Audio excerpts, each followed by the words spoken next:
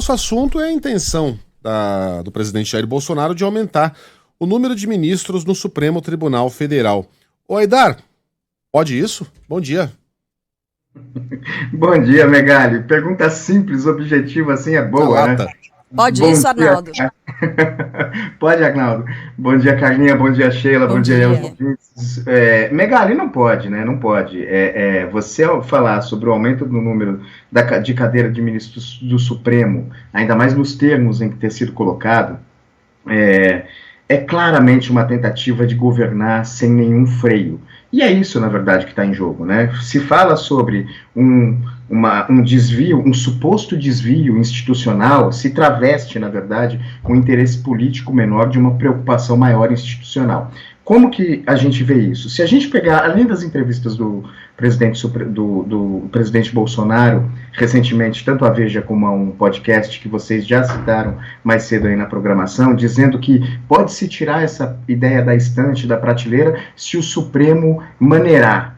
O que é o Supremo maneirar? Né? E se você pega a entrevista do vice-presidente Hamilton Mourão, agora senador eleito, eles colocam no mesmo balaio coisas que são diferentes. E eu acho que isso é importante a gente colocar, Megali, que é o seguinte: a primeira coisa que chama atenção, não são equivalentes algumas propostas, como, por exemplo, a crítica ao excesso de decisões monocráticas e o aumento do número de cadeiras no Supremo Tribunal Federal. São coisas absolutamente distintas, porque há críticas que podem ser feitas ao excesso de decisões monocráticas, principalmente quando ministros dão um liminar. A gente já cansou de criticar isso aqui, quem acompanha esse espaço sabe disso. Quando ministros dão um liminar monocráticas, não submetem a decisão ao plenário e ficam com elas na gaveta por um tempo assim muito acima do razoável. Isso é uma coisa que deve ser criticada e deve ser falada. Agora, colocar isso no mesmo balaio do aumento do número de cadeiras no Supremo Tribunal Federal, não vou repetir o que já disseram, isso foi feito em 2003 na Venezuela, pelo Hugo Chávez, porque ele queria governar sem nenhum tipo de freio. Aumentou, salvo engano, de 20 cadeiras para 32 cadeiras o número de cadeiras no Supremo Tribunal Federal. E a gente viu o que aconteceu. É um governo sem limites.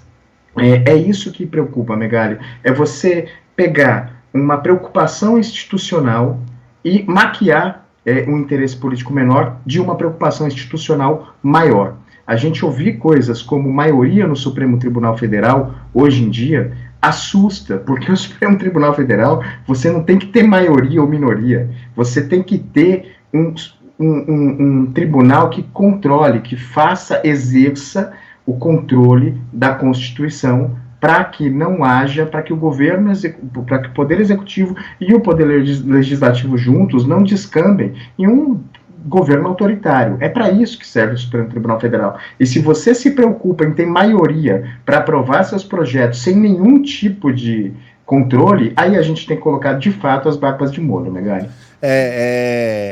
É raríssimo que você veja propostas de aumento no número do STF que não tenham uma intenção autoritária, no mínimo autocrática por trás.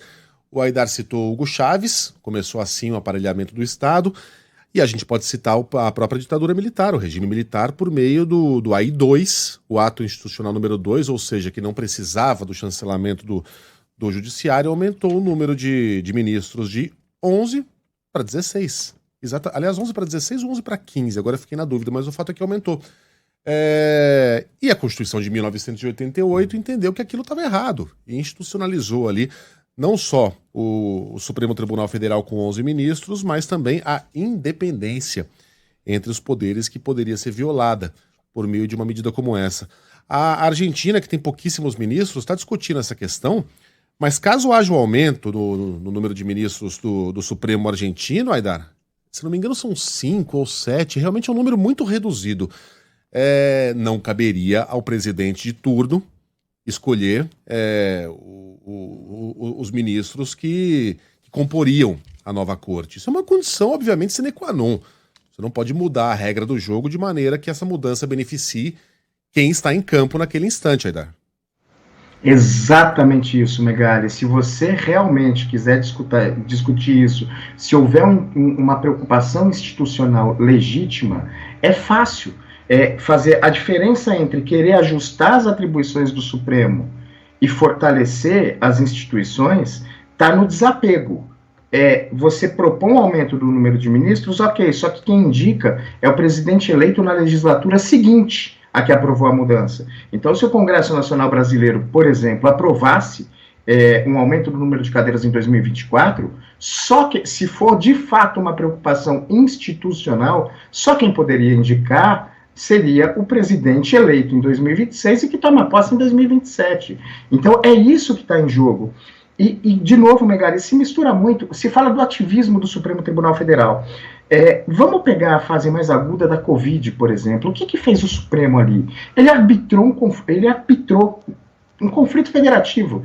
Quais as atribuições do Poder Executivo Federal, o Presidente da República, e quais as atribuições dos Poderes Executivos Estaduais, os governadores? Havia dúvidas, a Constituição não é clara, a Constituição é uma carta de princípios abertos, principalmente no direito à saúde. Então, quem tem que fazer o quê? E o Supremo foi lá e disse, é um poder complementar. Os governadores têm, sim, alguma independência para fazer ações de saúde pública. Até porque a saúde pública é prestada no município, no estado, não é no Executivo Federal. Então, daí falam, o Supremo foi ativista porque tirou do presidente da República o direito. Não, o Supremo arbitrou um conflito federativo, normalmente, como sempre, arbitra nesses casos. E, Megali, você tem razão, o AI-2, que foi de 1965, ele aumentou de 11 para 16 ministros. E olha, de 31 a 65, o número de cadeiras do Supremo foi 11 ministros. Aumentou para 16, em 1969 reduziu de novo para 11, e de 69 para cá são 11 ministros. Ou seja, há uma estabilização no número de cadeiras. Mesmo a ditadura militar teve esse aumento por 4 anos, depois voltou para 11 ministros e não se mexeu mais na composição do Supremo Tribunal Federal. Cabe dizer, nos últimos 91 anos, com breve espaço de 4 anos, que foi esse de uma fase muito mais dura do regime militar, do regime de exceção no Brasil, a composição do Supremo Tribunal Federal foi a mesma.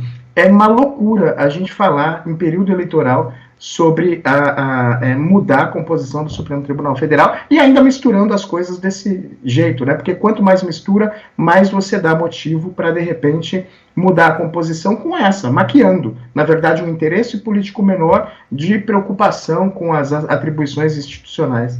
É isso, a gente precisa tomar muito cuidado com esse tipo de proposta. Bom, e o STF argentino, a Corte Suprema, o número estava certo, são 5 ministros. É muito pouco, de fato. Está sendo discutida uma reforma por ali, mas essa reforma não daria ao presidente Alberto Fernandes o poder de escolher os novos ministros, né? Essa é a discussão que está rolando por ali.